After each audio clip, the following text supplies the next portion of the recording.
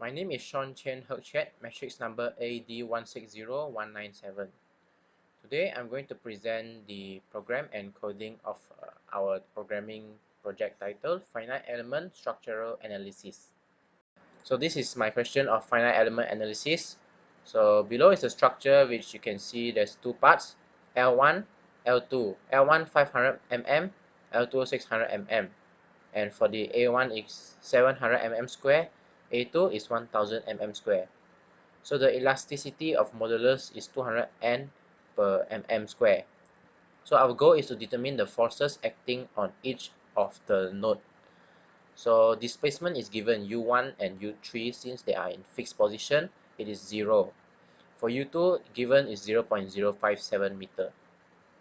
Let's take a look into our program. First, we key in the respective include and integer main, and next, in the bracket, we declare the floats and integers, the variables. So later I will explain what are the floats and integers for.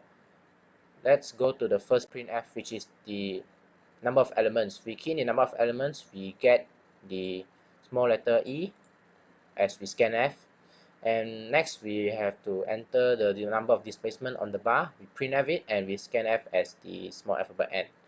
Then we go for the for loop, which is I equals to 0, I less than N, as N is equals to 3, because there is a 3 number of displacement on the bar, as shown 0, 0.057, and 0.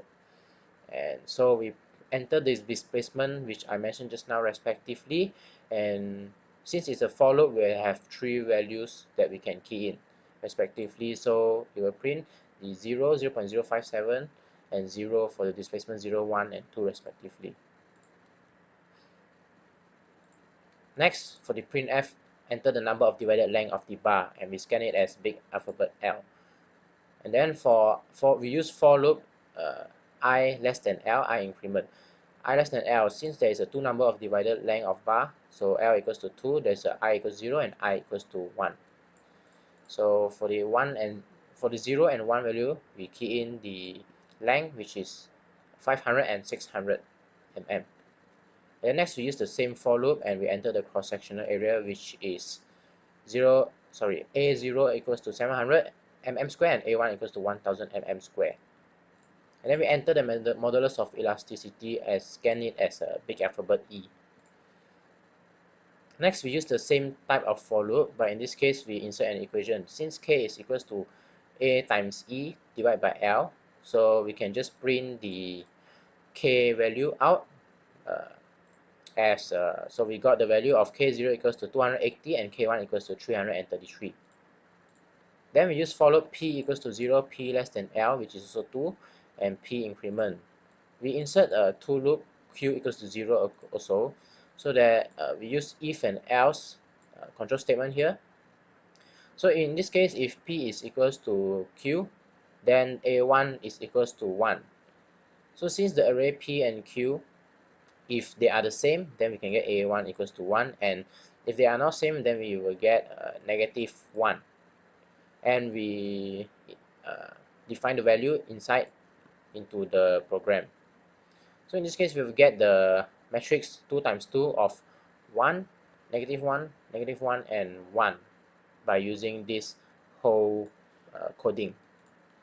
The same goes for the A2, because we want to find the A1 for global stiffness matrix and A2 global stiffness matrix.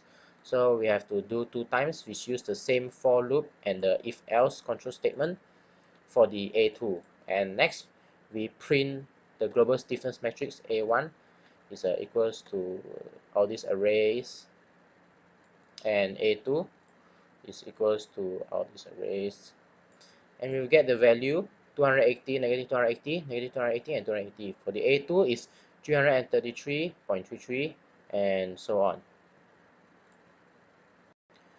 After that, we continue for the for loop, which is P equals to 0 and P less than 2. Now, since the matrix we aim is to get 3 times 3, as we need to assemble the matrix, first we start from the first row and the second row. First row and the second row and the column as well. So for the CPQ, which we will later define it as a assembled matrix, CPQ is equals to A1, which we the answer get just now. A1 is this value. and plus CPQ for the value P equals to 0, P equals to 1, Q equals to 0, Q equals to 1. And the same goes for this for loop, but we use P equals to 1 and P less than 3 since we have to focus on the second row, the third row, and the second column and the third column. And we use the same thing, CPQ equals to A2. In this case, we use P minus 1 for the array inside and Q minus 1 because we have to add the, because A2, as you can see, A2 only have the array of P equals to 0 and P equals to 1, which is 1 and 2 rows and 1 and 2 columns.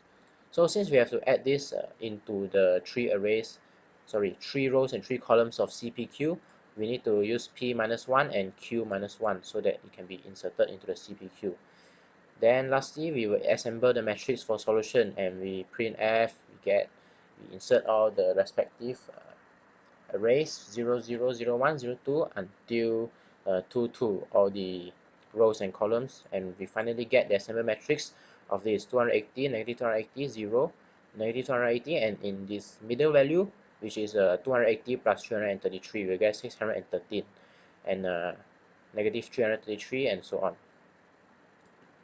Lastly but not, we will find the forces F1, F2, and F3 since we have to define the forces as stated above the question. And as you can see, there's an assemble matrix for the U1, U2, U3, which is the displacement. We have to times this 3 times 3 matrix, and we get the force 1, force 2, and force 3.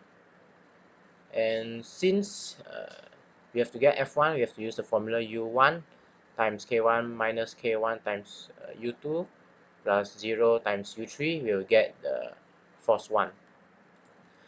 And next, we will do the same thing for the F2 and F3, negative K1 times U1, and plus this value times U2, plus this value times U3.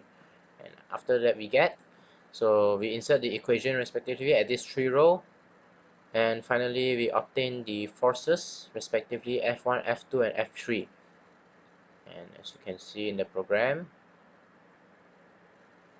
F1, F2, and F3. F1 is equals to negative 15.960 Newton, F2 is equals to 34.960 Newton, and F3 equals to negative 19 Newton. That's all for my presentation. Thank you.